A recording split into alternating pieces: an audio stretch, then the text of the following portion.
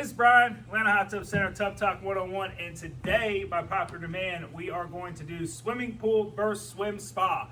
And guys, I really just want to hit three things here. One, incorporating it into your backyard, looks, aesthetics, and entertainment value. We want to do maintenance and chemicals, and then we want to do cost. Okay, so let's get started here right off the rip, and let's talk about incorporating this in your backyard. Normally, with a swimming pool, you're going to have an architect kind of jump in there, right?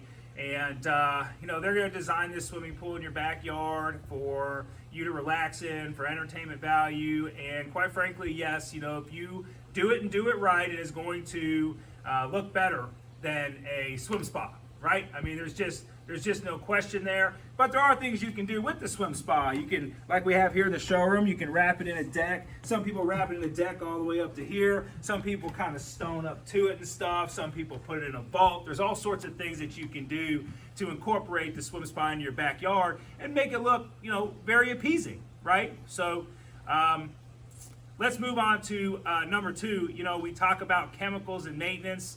There's no question that the chemicals and maintenance are going to be much more in a pool, right? Because the pool's outside, it's not covered. You're going to have rain, sun, you're going to have dilution. You're going to have to add a lot more chemicals to maintain it. Yes, you can get a salt system, but even a salt system isn't going to be enough, guys. That is just going to create chlorine. You still have alkalinity, pH, calcium, so forth in a pool, and so it is quite a bit more to maintain. So is cleaning the filters, guys. When you want to clean the filters in your pool, you got to turn jandy valves, you have to release pressure, you got to take it apart, clean them, put it back, you got to reprime the pumps, turn the valves. I mean, it's a task. Most people actually pay a swimming pool company to do that because it's quite a bit to do. Same with cleaning the salt cell or any of the other maintenance that you need for a pool. So there's no question that a pool is going to be substantially more expensive to maintain than a swim spa, okay? Substantially more to maintain a swim spa. And if you want to heat your pool in wintertime, guys, I would go ahead and say don't even think about it, because at the end of the day, it's going to be, could be thousands of dollars for you to keep your pool hot with no cover on it, right, in the middle of winter below freezing, okay? And so a swim spa is covered and uses a high-density polyurethane foam, reflective materials and such, depending on what swim spa you get. Let's talk about your higher-end luxury swim spas like Endless, Masters, or Hydro Pool, right? Where we're really going to be focused on maintaining that heat so that you can use this guy all year round and do it cost effectively, right? It won't be too crazy expensive, $20-30, right, for you to use it. It's covered, it's well insulated. So a swim spa is really going to give you that all year round guy there. And then as far as maintenance and chemicals, guys, remember it's a self-contained unit, guys. So at the end of the day, we can put in chemical feeders, ozone systems, all sorts of automatic water care systems to help you maintain the swim spa, right? So it is going to be quite a bit easier to maintain, maintenance-wise and chemical-wise in a swim spa. I mean, to clean the filter in a swim spa, guys, it's simple. You pull the top off, you clean the filter, you put it back.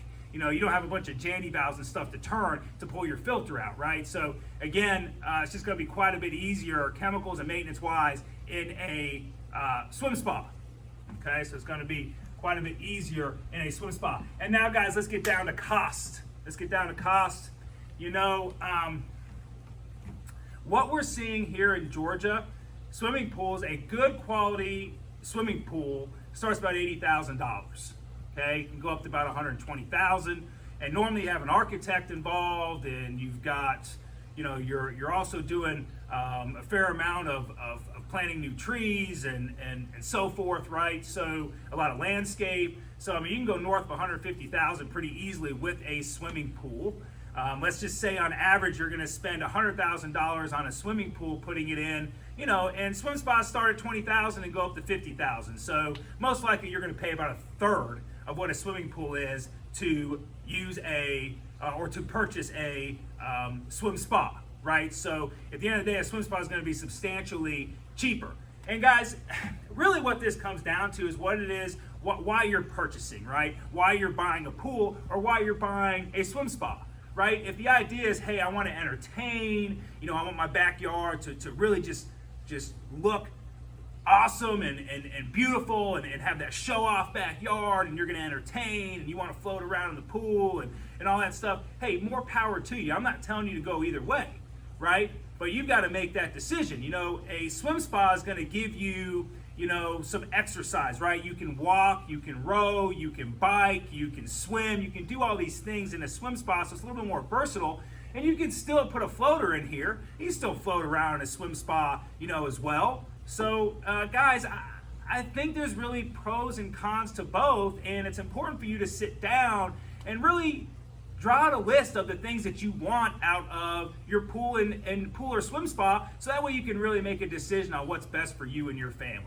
This is Brian at Atlanta Hot Tub Center, and a swimming pool versus a swim spa. Thank you.